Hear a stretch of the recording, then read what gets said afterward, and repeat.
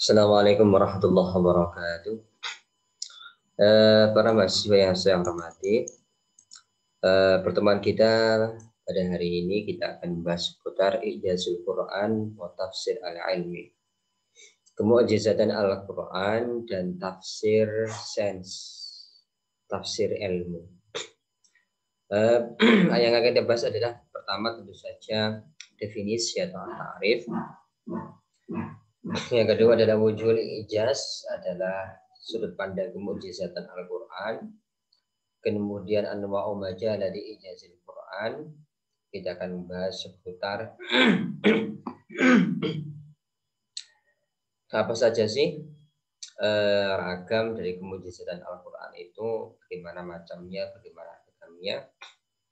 Kemudian kita akan membahas seputar al-farqu baina tafsir al-ilmi wal ijaz al-ilmi. Kita akan membahas seputar apa sih perbedaan tafsir sains, tafsir ilmu, dan ijaz ilmiah dalam Al-Quran. Kemudian dawabitu abah hasil ijaz, kita juga akan membahas seputar kaidah-kaidah seputar kemu'jizatan Al-Quran. Dan yang terakhir adalah ijazul Quran bila umran wal ma'mariyah. Kita akan membahas seputar kemu'jizatan Al-Quran dalam konteks pembangunan kota atau dalam konteks arsitektur. Selanjutnya adalah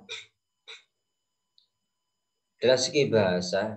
Pertama kita akan membahas tentang al-ijaz dan Al-Quran itu sendiri. Ijaz itu dalam artinya adalah dia bisa bermakna isbatul ajzi atau didul quwah, yakni mengafirmasi atau menjadikan sesuatu atau orang lemah, tidak mampu. Oleh karena itu lawan dari ijaz adalah al-quwah, kekuatan. Kemudian ijaz atau mukjizat yang biasanya kita artikan atau miracle itu ya, artinya ada al-fautu, ketidakmampuan atau ketertinggalan. Artinya adalah setiap mukjizat itu datang pasti tidak ada satupun makhluk yang mampu menandingi. Sebagaimana Al-Quran tidak mampu ditandingi oleh orang-orang kafir, sebagaimana Musa membelah lautan, sebagaimana Nabi Isa menghidupkan orang mati. Ketika mukjizat ini tuh terjadi, maka tidak ada satupun yang mampu melawan. Itulah bedanya mukjizat dengan lainnya. Yang selanjutnya adalah asabku. Artinya dahulu, mendahului, dan tentu saja menang dan mengalahkan. Itulah arti daripada mukjizat atau ijaz. Kemudian karena judul kita adalah Ijazul Quran, bagian yang kedua adalah Al-Quran. Apa sih Al-Quran itu? Al-Quran itu adalah masdar qara'a, yang artinya adalah tala, membaca, atau mengumpulkan, sebagaimana materi kita dalam kodifikasi Al-Quran atau tadwinul Quran ya. Kemudian Al-Quran artinya juga al-maqru', sesuatu yang dibaca. Jika Anda punya Al-Quran dan tidak ada baca, maka secara makna pun itu tidak tepat. Kemudian Al-Quran artinya adalah al-jami, artinya adalah mengumpulkan. Kenapa? Karena Al-Quran ini kandungan isi dari Al-Quran itu mengumpulkan seluruh kitab yang diturunkan kepada nabi-nabi sebelum Sayyidi Rasulullah. Zabur, Taurat, Injil itu kandungan maknanya tercover dalam Al-Quran. Kemudian Al-Quran itu juga dikatakan Al-Majmu'. Apa sih Al-Majmu' itu? Artinya sesuatu yang dikumpulkan. Sebagaimana kita ketahui dalam kodifikasi Al-Quran, Al-Quran itu dikumpulkan dalam satu mushaf, dimulai pada zaman Abu Bakar dan disempurnakan dan menjadi pakem, menjadi mushaf Utsmani pada masa Khalifah Utsman bin Affan. Oke, selanjutnya adalah Ijazul Quran. Adalah biidhari sidqin nabi fi da'war risalah, biidhari ajzil arab al-mu'aradatihi fi mujizati al-khalidah wa ajzil adiyani ba'dahum. Maka yang dimaksud dengan mujizat Al-Quran itu adalah, dan tujuan dari mujizat Al-Quran itu adalah Allah ingin memberitahu kepada umat manusia bahwasanya setiap mukjizat yang didatangkan kepada dan diberikan kepada Sayyidina Muhammad SAW itu tidak akan ada satupun yang mampu menandinginya. Dan mukjizat Nabi yang terbesar itu tentu saja Al-Quran. Maka mukjizat itu dalam segi arti adalah amrun khariqun lil 'adah maqrunun bit tahadi salimun anil mu'aradati. Maka mukjizat atau ijaz artinya adalah sesuatu yang terjadi di luar kebiasaan manusia. Membelah lautan, menghidupkan orang mati, menyembuhkan orang buta sejak lahir. Nah, mukjizat itu artinya adalah sesuatu yang di luar kebiasaan. Makrunun bit tahadi, kemudian sesuatu yang luar biasa itu dimiliki dan disertai oleh seseorang yang mengaku sebagai nabi atau sebagai rasul atau sebagai keduanya. Kemudian salimun anil mu'aradati, ketika ada khariqul ada itu datang disertai dengan orang yang mendakwah sebagai nabi, tidak ada satupun kaumnya yang mampu menandingi sesuatu yang luar biasa itu atau bahkan meniru. Oke, itulah arti dari mukjizat. Maka karena kita adalah tentang ijazul Quran, mukjizat Al-Quran tentu saja dimiliki oleh Sayyidina Rasulullah SAW, dan Al-Quran ini adalah mukjizat terbesar Sayyidina Muhammad yang akan langgeng sampai nanti hari kiamat. Maka kan kita lihat bahwasanya Al-Quran itu menantang umat-umat, menantang kaum kafir Quraisy, dan tentu saja tantangan ini berlaku sampai hari kiamat, menantang orang-orang yang ingkar, yang kafir, yang mendustakan Al-Quran, kerasulan Sayyidina Muhammad, dan mendustakan dan ingkar kepada Allah Subhanahu wa taala. Kulla ini jama'atil insu wal jinnu, seandainya saja jin dan manusia berkumpul, ala ayyatu bimisli hadzal Quran, untuk membuat seperti Al-Quran 30 juz 40 surat, maka kata Allah la ya'tu bimislihi, tentu mereka tidak akan mampu. Walau kana ba'dum li ba'din dhahira, sampai seandainya seluruh manusia, seluruh bangsa jin atau kedua bangsa ini berkumpul untuk menyaingi Al-Quran dalam segi kemujizatannya, tentu kata Allah la ya'tu bimislihi, tidak akan mampu. Kemudian ketika tidak ada satupun yang mampu melakukan, maka tantangan Al-Quran, tahadi Al-Quran turun downgrade dari satu Quran full 30 juz, maka diminta untuk di asli suari Quran, diminta untuk membuat 10 Al-Quran, 10 surat Al-Quran saja. Kami yaqulu naftarah qul fa'tu bi asli suari misli, maka datangkanlah 10 surat yang bisa menyamai Al-Quran dalam segi kemujizatannya. Wat umanistata'tum, oke, ajak orang-orang yang kalian anggap mampu melakukan, in kuntum shodiqin, jika kalian adalah orang-orang yang benar dalam dakwah kalian, mampu menyaingi mukjizat Al-Quran. Tentu saja sampai sekarang belum ada orang yang mampu menandingi mukjizat Al-Quran, membuat satu surat 10 surat dalam Al-Quran yang membacanya itu bisa menggerakkan emosi, yang membacanya itu bisa menebalkan keimanan, yang membacanya itu bisa menjadikan orang itu ridho rohani, menjadi jalan yang lurus perjalanannya. Tentu saja tidak ada yang sampai sekarang. Yang ketiga adalah ketika tidak tantangan atau tahadi ini, tantangan untuk menyaingi Al-Quran 30 juz, tidak ada yang mampu melakukannya. 10 surat juga tidak ada yang mampu melakukannya. Maka Al-Quran menantang, coba datangkan satu surat saja, buat satu surat yang mukjizatnya sama dengan Al-Quran.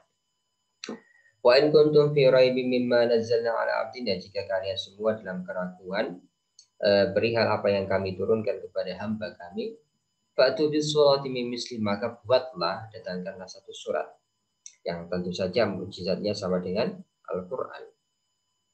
Oke, akhirnya tantangan ini diamini oleh Musailamah al-Kadzdzab, salah seorang tokoh yang mengaku sebagai nabi palsu, namanya Musailamah al-Kadzdzab. Dia akhirnya membuat satu surah dalam Al-Quran yang judulnya adalah surat kata. Surat kata. Surat kata ini dia mendapatkan inspirasi dari surat Al-Fil, surat Al-Anfal dalam Al-Quran ya. Dia membuat surat kata seperti ini punya. Ad-difda, kata. Bahwa difda, apa sih kata itu? Huwa hayawanus shaghir, dia hayawan kecil. Rijluhu tawil. Kedua, kakinya panjang. Dan bla bla bla bla bla. Jadi ketika surat Ad-Difda, surat kata ini disuruhkan kepada teman-temannya, akhirnya jadi lucu. Karena ternyata membacanya saja kata. Apa itu kata? Kata adalah hewan yang kecil, kakinya panjang. Itu tidak ada sisi mukjizatnya. Sisi mukjizat dalam segi bahasa, menggugah emosi, menggugah iman, menyadarkan dari kelalaian, merindukan rohani. Tidak ada sama sekali dalam surat kata ini. Nah, inilah akhirnya tentu maha benar Allah Subhanahu wa taala sampai sekarang tidak ada satupun yang mampu menyanyi kemujizatan Al-Quran. Selanjutnya adalah wujudul ijaz. Apa sih sisi kemujizatan Al-Quran itu? Oke, oleh para ulama dalam ulumul Quran, kemujizatan Al-Quran itu bisa dilihat dari setidaknya dari 4 sudut pandang ya. Pertama adalah fi al-fadihi wa uslubihi. Pertama adalah dalam lafadznya dan dalam segi bahasa Al-Quran itu sendiri. Dari segi bahasa dan alfadznya, Al-Quran itu sudah mengandung mukjizat, mendengarkannya membuat kita tenang. Kemudian lafadznya ada yang panjang, ada yang pendek, tapi itu semua mengandung makna yang padat dan syarat makna. Yang tentu saja akan sangat sulit ditandingi oleh atau mungkin tidak mampu ditandingi oleh lafaz dan tata bahasa selain bahasa Al-Quran itu sendiri. Coba kita lihat salah satu dari uslubnya itu adalah uslub tikrar ya. Uslub pengulangan dalam Al-Quran. Kita lihat uslub pengulangan itu ada yang namanya adalah kaidahnya adalah jika dalam satu surat ada 2 yang memakai al dan ada 2 yang tidak memakai al, maka yang memakai al walaupun dia 2, hakikatnya dia dihitung 1. Yang tidak memakai al, maka semakin banyak lafaz yang sama, maka dia dihitung sesuai dengan lipatan pengulangan. Nah, coba kita lihat adalah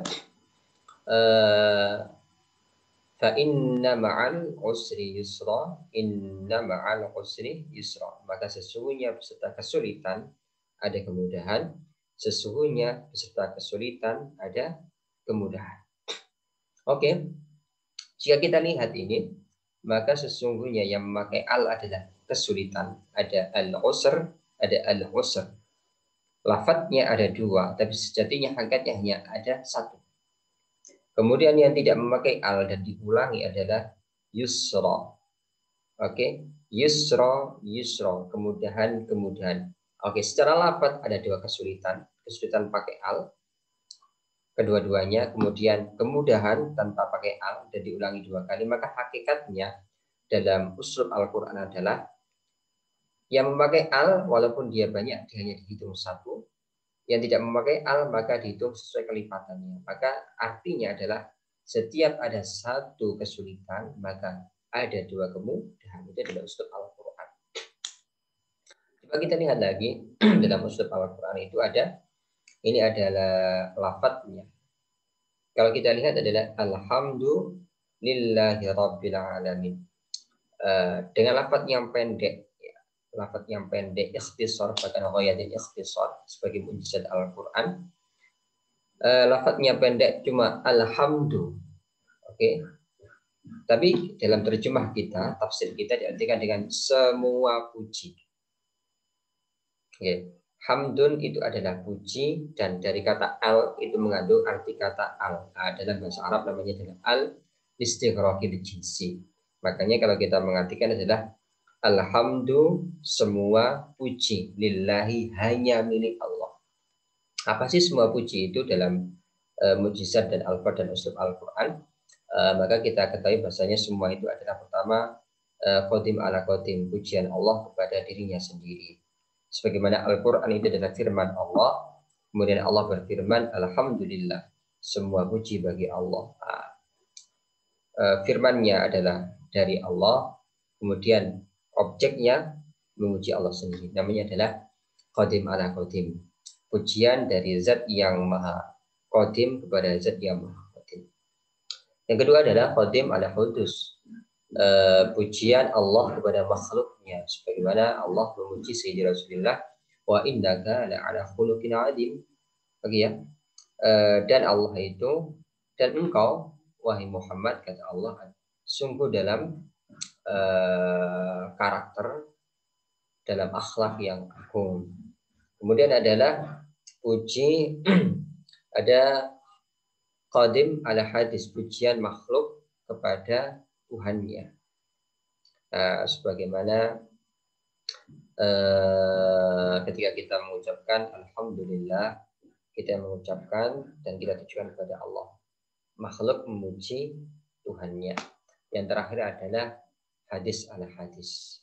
Makhluk memuji makhluk. Maka sejatinya, hakikatnya, jika kita mendapatkan pujian atau kita memuji orang lain, maka sesungguhnya hakikat pujian itu tidak kepada kita, tidak kepada orang yang kita puji, tidak kepada makhluk yang dipuji oleh makhluk, tapi hakikatnya pujian ini hanya milik Allah Subhanahu wa Ta'ala. Itulah kenapa alhamdulillah itu diartikan semua. Karena puji itu ada 4. Qadim ala qadim, qadim ala hudus, hudus ala hudus, hudus ala qadim. Dan selanjutnya kemujizatan Al-Quran adalah fi bayanihi wa nadmihi. Oke, dalam rangkaian dari ayat pertama, kedua, ketiga, keempat, kelima, itu juga mengandung mujizat. Kita bisa lihat ada surat itu yang akhirnya itu adalah roh saja. Oke, ada yang mim dan nun sebagaimana ini, sebagaimana Al-Fatihah yang mim dan nun ya. Bismillahirrahmanirrahim. Mim. Alhamdulillahirabbil alamin. Arrahmanir rahim. Maliki yaumiddin. Iyyaka na'budu wa iyyaka nasta'in. Ihdinas siratal mustaqim. Siratal ladzina an'amta 'alaihim ghairil maghdubi 'alaihim waladdallin. Mim dan dunia. Kemudian adalah fi ulumihi wa ma'arifihi. Jadi saya kira teman-teman juga sentek yang akan mengembangkan sisi kemujizatan Al-Quran itu bisa dilihat dari ilmu pengetahuan yang ada di dalamnya. Oke ya, ilmu pengetahuan yang ada di dalamnya. Yang terakhir adalah fitasyrihi wasyanatihi li huquqil insani, adalah bagaimana Al-Quran itu dengan 30 juznya, 114 suratnya, itu kesemuanya adalah untuk memuliakan manusia, untuk menjaga harkat, martabat dan kemuliaan manusia, karena sesungguhnya Allah sudah berfirman, laqad khalaqnal insana fi ahsani taqwim. Manusia dalam sisi fisiknya itu telah diciptakan menjadi makhluk yang paling sempurna. Maka syariat Sayyidina Muhammad SAW dengan pedomannya Al-Quran pasti akan menjamin sisi kemuliaan manusia. Maka selanjutnya anwa'u majalati ijazil Quran. Apa sih ragam dimensi atau objek dari kemujizatan Al-Quran? Maka jika kita lihat dari berbagai kitab tafsir ulumul Quran itu, maka pertama al-ijaz al-ilmi al-ma'rufah. Kemujizatan Al-Quran itu bisa diklasifikasikan, pertama adalah tafsir saintifik, ijaz saintifik yang sudah masyhur, seperti kemujizatan Al-Quran ketika berbicara atau membincangkan atau menerangkan dan mengkhabarkan kedokteran, perihal astronomi, perihal lautan dan lain sebagainya. Ketiganya ini masyhur dan banyak di Al-Quran. Kemudian adalah kalau lautan ada ayat ini ya, marajal bahraini yaltaqiyan. Marajal bahraini yaltaqiyan, ada dua lautan yang saling bertemu keduanya berbeda tapi tidak bisa menyatu. Satunya adalah air tawar, satunya lautan bertemu tapi mereka tidak bercampur. Nah, ini di Al-Quran 14 abad yang lalu berbicara tentang dua lautan yang bertemu, air tawar dan air laut asin, bertemu berjejeran tapi tidak bisa bersatu. Nah, dalam Al-Quran adalah marojal bahraini yaltaqiyan. Ini ada artinya adalah ijaz. Dulu mungkin orang kafir Quraisy tidak percaya. Kok ada dua air bertemu tapi tidak bersatu? Wah, dalam logika akal sehat mereka saat itu tidak mampu. Tapi ternyata sekarang dibuktikan. Ada dua laut, satu tawar, satu asin, berjejeran, bersandingan, tapi tidak bersatu. Akhirnya marojal bahrani yaltaqiyan namanya adalah ijaz. Yang kedua adalah al-ijaz al-ilmi kal-ulumi tasyri'iyati wal ijtimaiyati. Oke. Selanjutnya adalah ijaz sains sebagaimana kita temukan dalam ini ya, ilmu-ilmu syariat atau sosial. Bagaimana Al-Qur'an salah satu dari yang ditawarkan Al-Quran dan itu sangat luar biasa dalam mukjizat sosialnya adalah inna akramakum indallahi atqakum, bahwasanya orang yang paling mulia di sisi Allah adalah yang paling bertakwa. Islam tidak mengenal kelas sosial ya. Kelas sosial disendirikan, ada yang karena dia adalah aristokrat, kemudian dia agamawan, atau dia proletar, tidak. Jadi Islam memandang dalam sosial itu tidak melihat statusnya, status lain keagamaannya, yang tidak adalah bagaimana ketakwaannya kepada Allah Subhanahu wa taala. Oke, yang ketiga ini yang paling yang perlu banyak dikuak ya. Dan sekarang mulai rame dilakukan di Dubai.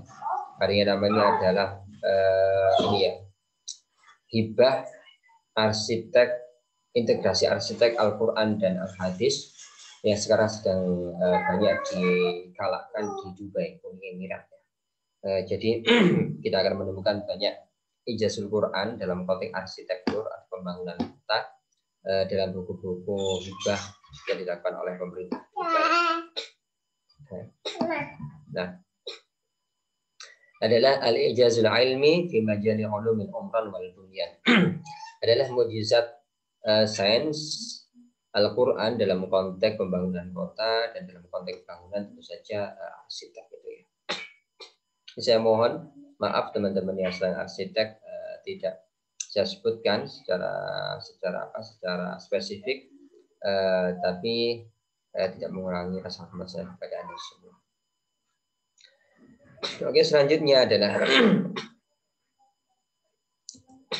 nah ini kita akan membahas dawabitu abhasil ijaziyah, kaidah mencari mukjizat Al-Quran. Bagaimana sih titik-titik yang harus kita perhatikan ketika kita ingin menguak kemukjizatan Al-Quran itu, sesuatu yang ketika dia muncul maka dapat kita pastikan ini adalah suatu kebenaran yang bersifat ilahi, yang datangnya dari Allah Subhanahu wa taala, baik dalam kedokteran, baik dalam fisika, baik dalam kimia, baik dalam arsitektur, baik dalam biologi dan lain sebagainya. Maka yang perlu kita ketahui adalah tahaqquqil mutabaqah bainan nasi wal haqiqatil kauniyah. Oke.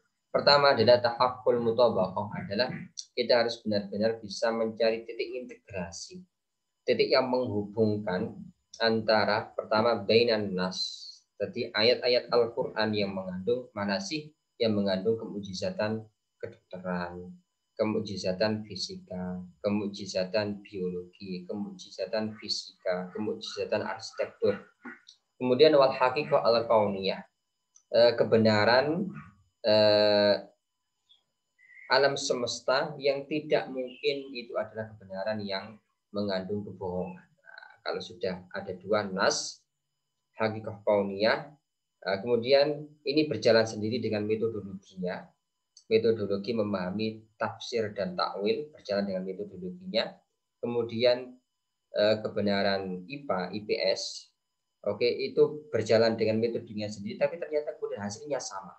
Ini hasilnya A, ini hasilnya A. Maka ini namanya adalah ijazul Quran. Memakai metodologi tafsir dan takwil sendiri, memakai metodologi sains dan teknologi tersendiri, tapi hasilnya sama. Maka hasil yang sama ini ayatul kauniyah, dan ayatul kauniyah namanya adalah ijazul Quran. Oke, tentu saja adamul ma'rifah waqtan tanzil ijazul Quran ini tentu saja banyak diingkari oleh orang-orang kafir Quraisy, orang-orang yang tidak percaya kepada Nabi Muhammad ketika ayat ini turun. Tentu saja, maka bagaimana mungkin ya orang 14 abad yang lalu yang hidupnya di tengah padang pasir, yang mungkin banyak dari mereka yang tidak pernah mengarungi samudra, kemudian ada ayat dalam Al-Quran, marajal bahraini yaltaqiyan, marajal bahraini yaltaqiyan, dua lautan yang bertemu tapi tidak bercampur.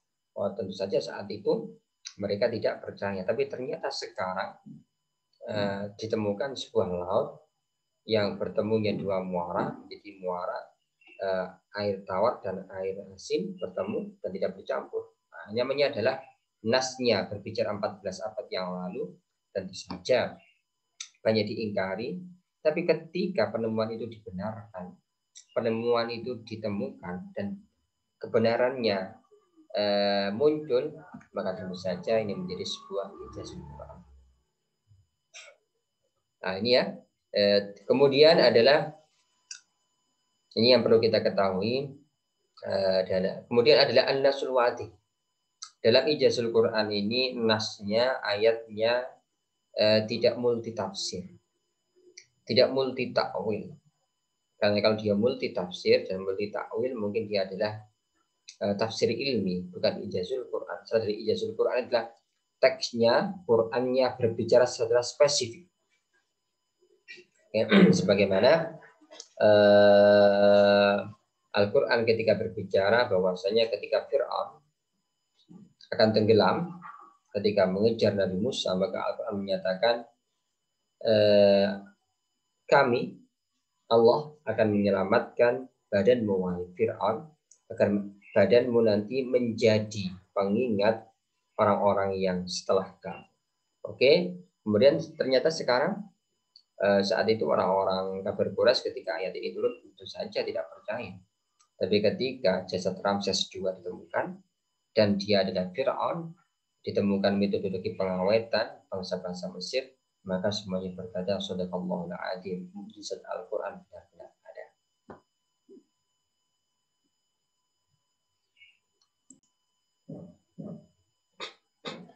Oke, falyawma nunajjika bibadanika litakuna liman khalfaka ayah. Itu adalah proses bagaimana Allah menjanjikan bahwasanya jasad Fir'aun itu akan bertahan lama.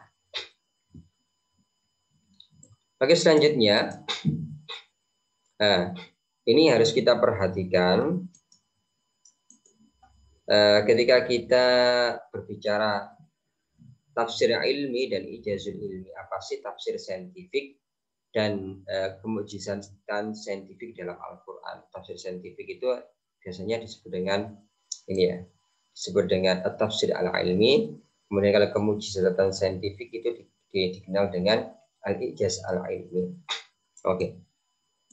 Maka kalau at-tafsir al-ilmi adalah al-kashfu an ma'anil ayati awil hadis fi da'i ma tarajjat sihhatu min nadhariyatil ulumil kauniyah.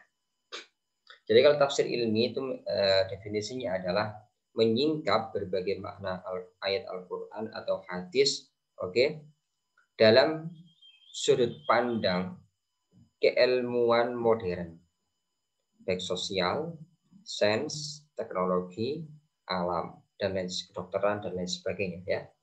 Jadi ada ayat Al-Quran atau hadis, oke, dia berbicara tentang sains, berbicara tentang teknologi, tentang kedokteran, tentang fisika, kimia, biologi, sosial, dan lain sebagainya.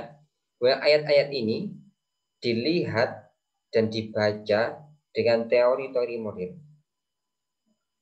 Sesuai apa tidak, atau mendukung atau tidak, ini namanya tafsir ilmi. Oke ya, jadi membaca Al-Quran, membaca hadis sesuai dengan jurusan Anda. Al-Quran dibaca oleh teman-teman arsitek dengan konsep dan teori ilmu arsitek menjadi tafsir atau takwil arsitek.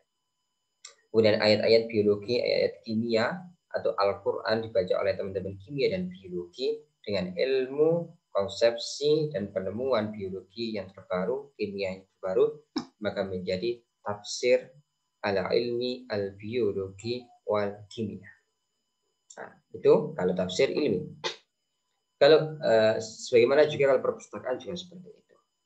Kalau ijazul ilmi adalah ihbarul Quran awis sunnah al-mutahhara bihaqiqatin asbadahal ilmu at-tajribi al-akhir wasabada adamu imkani idrakuha fil wasailil basyariyah fi zaman Rasul sallallahu alaihi wasallam. Kalau ijazul ilmi, kemujizatan saintifik Al-Quran itu adalah ketika Al-Quran 14 abad yang lalu turun kepada Sayyidina Rasulullah, atau Sayyidina Rasulullah mengucapkan sesuatu perihal hakikat dan kebenaran biologi, pertanian, kedokteran, kimia, sains, teknologi yang ada di zamannya. Oke, kemudian saat itu tidak bisa dipahami oleh akal logika dan teknologi kaum muslimin 14 abad yang lalu. Namun setelah berlalunya Sayyidina sudah wafat, tabi'in wafat, sahabat wafat, tabi'in wafat, dinasti Umayyah, Abbasiyah, Turki, Ottoman, dan sampai kita sekarang, era sekarang. Kemudian ternyata ala ilmu at-tajribi, penelitian terbaru, penelitian laboratorium, penelitian eksperimen laboratorium menemukan bahwasanya apa yang disabdakan oleh Sayyidi Rasulullah dan difirmankan Allah dalam Al-Quran 14 abad yang lalu ternyata sesuai dengan penemuan itu, penemuan modernnya memang seperti itu. Nah, maka ini namanya adalah ijazul ilmi.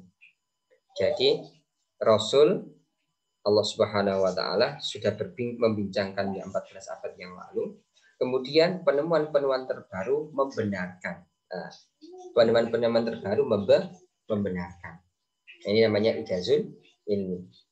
Kalau tafsir ilmu adalah ayat Al-Quran atau hadis dibaca dengan keilmuan tertentu. Dibaca oleh arsitek, perpustakaan, dibaca oleh kimia, biologi, farmasi, kedokteran, sosial. Kemudian menjadi sebuah produk tafsir atau takwil, namanya tafsir ilmi. Kalau ijazah ilmi itu adalah Al-Quran sudah membicarakan suatu kebenaran, mungkin kedokteran, arsitek, lain sebagainya. Kemudian keilmuan terbaru menemukan, oh ini loh benar Al-Quran ternyata. Nah, sebenarnya tidak ada hubungan. Tapi kemudian ada satu kebenaran yang menyatukan antara nas dan penemuan. Ini namanya adalah ijazul ilmi. Kemudian adalah hukum tafsir ilmi. Kalau Anda melihat ensiklopedia tafsir, melihat ini ya, produk-produk tafsirul ilmi, tafsir sen, ya, maka para ulama berbeda pendapat bolehkah mengembangkan tafsirul ilmi ini. Artinya kita bahas biasanya integrasi ilmu sen dan agama, khususnya Al-Quran dan Al-Hadis. Para ulama berbeda pendapat. Ada yang memperbolehkan dan ada yang membolehkan. Tapi madzhab UIN itu adalah memperbolehkan. Madzhab UIN, khususnya UIN Maliki ya, itu tentu saja memperbolehkan, dan itu menjadi salah satu tongkat integrasi kita adalah membaca Al-Quran dan Al-Hadis dengan keilmuan kita masing-masing. Tentu saja produknya akan berbeda ketika Al-Quran ini dibaca oleh anak PAI, pendidikan, dan dibaca oleh anak arsitek. Satunya melahirkan teori-teori pendidikan bagi anak PAI. Satunya ketika anak arsitek membaca Al-Quran, maka tentu saja akan menjadi penemuan-penemuan perihal arsitek produk. Nah, seperti itu ya, tentu berbeda. Sebagaimana kimia, biologi, fisika. Maka seharusnya berbeda jurusan, membaca Al-Quran pun produk tafsirnya juga berbeda. Nah, tafsir ilmi. Al-ijazul ilmi muttafaq alaih ala jawazi, semua ulama mufakat. Ijazul ilmi itu boleh. Ya tentu saja bagaimana tidak boleh ya. Karena Al-Quran itu berbicara kebenaran sendiri dengan metodologinya sendiri. Kemudian ilmu-ilmu modern berjalan dengan metodologinya sendiri, kemudian menemukan sebuah kebenaran yang itu sama dengan Al-Quran. Nah, ini namanya adalah ijazul ilmi. Kemudian kesalahan dalam tafsir ilmu produk ya, produk tafsir. Jadi Al-Quran dengan tafsir itu berbeda ya. Kalau Al-Quran itu surat Allah, maha benar Allah. Al-Quran maha benar. Tapi kalau sudah menjadi tafsir, apalagi tafsir sen, maka Al-Quran tidak bisa salah. Tapi kalau tafsir sennya, tafsir teknologinya, tafsir ilminya itu bisa salah. Kenapa?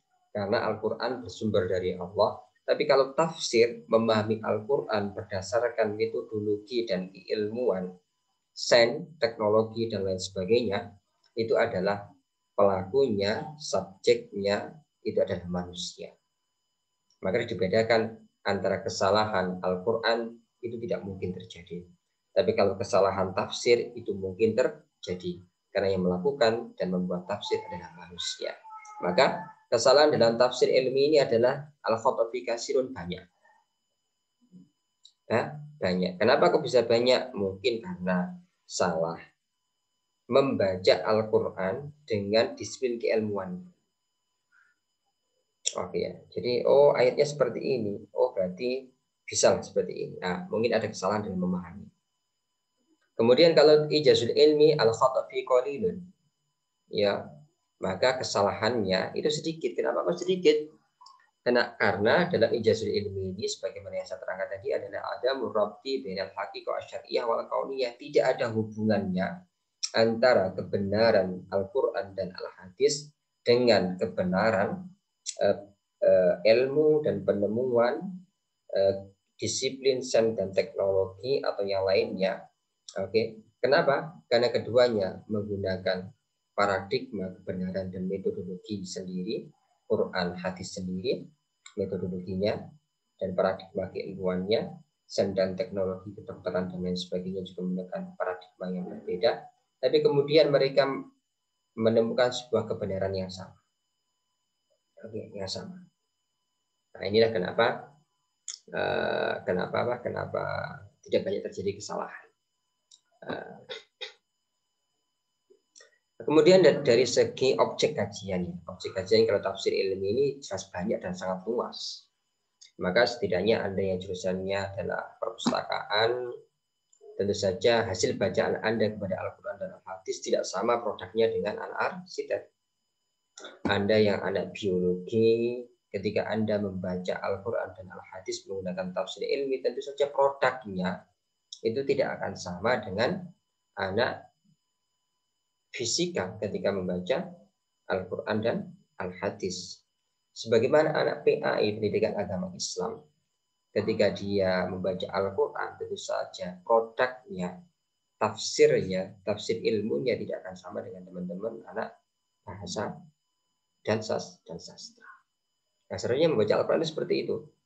Nah, Anda anak arsitek, anak biologi, anak kimia, ya cari ayat-ayat yang berbicara biologi, kimia, perpustakaan, dan arsitek. Nah, kalau ijazul ilmi ya tentu saja. Kalau ijazul ilmi maka objek dan topiknya sedikit dan sempit ya.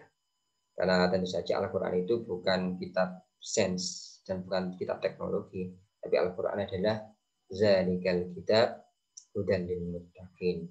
Al-Quran itu ini adalah Alkitab sebagai petunjuk orang-orang yang bertakwa. Al-Quran itu adalah kitab hidayah, kitab petunjuk, bukan kitab sains dan teknologi. Namun dalam Al-Quran itu ada isyarah-isyarah perihal sains dan teknologi. Oke, yang terakhir teman-teman, ini adalah ijazul Quran dalam konteks al-ma'mariyah wal umraniyah, konteks arsitektur dan dalam konteks pembangunan kota. Oke, Maka nanti kalau Anda meneliti Al-Quran dan ingin mengembangkan Al-Quran,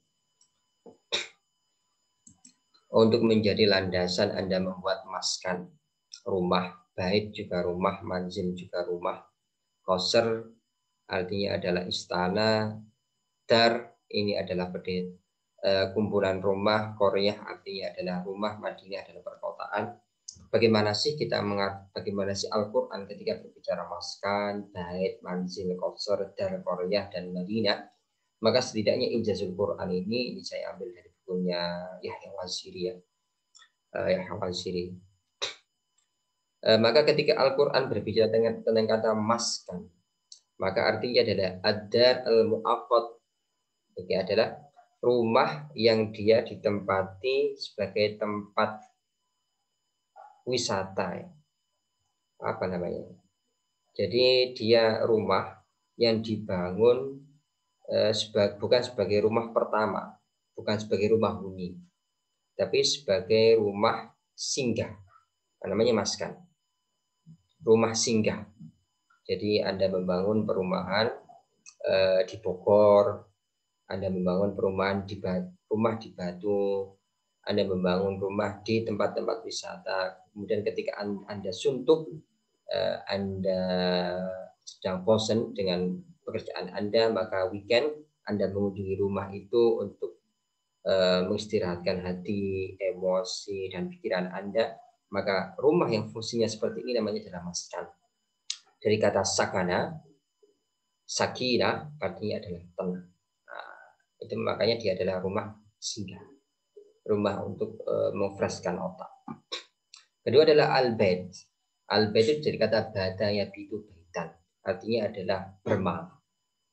Maka kalau Anda melihat bahasa Al-Quran atau bahasa Al-Hadis, ada kata bait, maka artinya adalah rumah ini, tempat tinggal ini adalah tempat tinggal utama atau rumah tempat tinggal. Kalau kita mengartikan ya, rumah yang dihuni oleh penghuninya sehari-hari. Ya, sehari-hari namanya adalah al-bait. Itu dalam bahasa Al-Quran dan dalam bahasa Al-Hadis. Selanjutnya adalah al-manzil, tempat tinggal. Nah, kalau Al-Quran dan Al-Hadis menggunakan kata al-manzil, dari kata nazala, turun. Maka artinya adalah al-maqar al-akhir, tempat tinggal terakhir Anda. Tempat tinggal terakhir Anda. Maka biasanya manzil ini diartikan dengan makna kuburan. Selanjutnya adalah al-qasr, al-baitul kabir. Kalau Anda di qasrin masjid, ya, qasrin masjid artinya adalah al-baitul kabir, rumah yang besar, rumah sebagai tempat tinggal. Oke, tempat tinggal bukan sebagai unit bisnis ya. Rumah sebagai tempat tinggal dan bentuknya ukurannya besar dan mewah, namanya adalah al-qasr. Biasanya kita artikan dengan istana. Selanjutnya adalah ad-dar. Adalah manzilun atau majmu'atul manzil. Oke, kalau Anda menemukan dalam Al-Quran kata ad-dar, walladzina tabawwa'ud dar wal iman, itu dalam Al-Quran ya. Pada kata dar, maka dar itu adalah sebuah komplek ya. Ada beberapa rumah yang dibangun dalam satu sistem kesatuan. Ada penjaganya, ada temboknya, ada peraturannya yang mengikat rumah-rumah itu, maka namanya adalah ad-dar. Nah, kalau Al-Quran menggunakan kata Koryah, was'anil Koryah itu ya, tanyalah penduduk desa. Was'anil Koryah, maka adalah diarul qaumi mudajanisina. Maka Koryah dalam Al-Quran itu adalah kumpulan rumah-rumah. Ada kumpulan rumah, klaster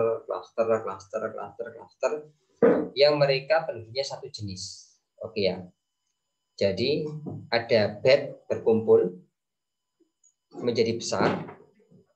Kumpulan-kumpulan itu dalam satu sistem namanya adalah dar.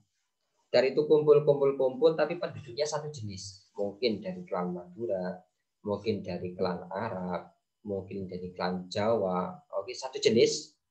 Maka Al-Quran menyebutnya dengan Koryah. Nah, kemudian jika rumah berkumpul banyak dalam satu sistem namanya dar, kemudian dar ini berkumpul banyak dalam bergabung dalam satu sistem yang sama dan penduduknya satu klan, itu menjadi qaryah.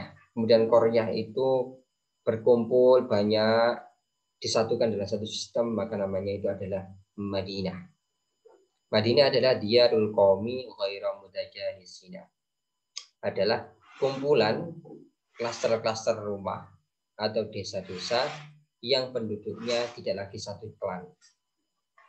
Jadi mungkin ada Darul Arqam, ada dar bagi klan Jawa, ada dar bagi klan Madura, ada dar bagi klan Sunda. Kemudian dar-dar ini dijadikan dalam satu sistem peraturan, sistem pengamanan, sistem irigasi, ya, maka namanya adalah Madinah. Oke, terima kasih para sahabat. Mohon maaf jika ada yang belum dipahami. Untuk sharingnya bisa langsung di Google Classroom. Terima kasih. Assalamualaikum warahmatullahi wabarakatuh.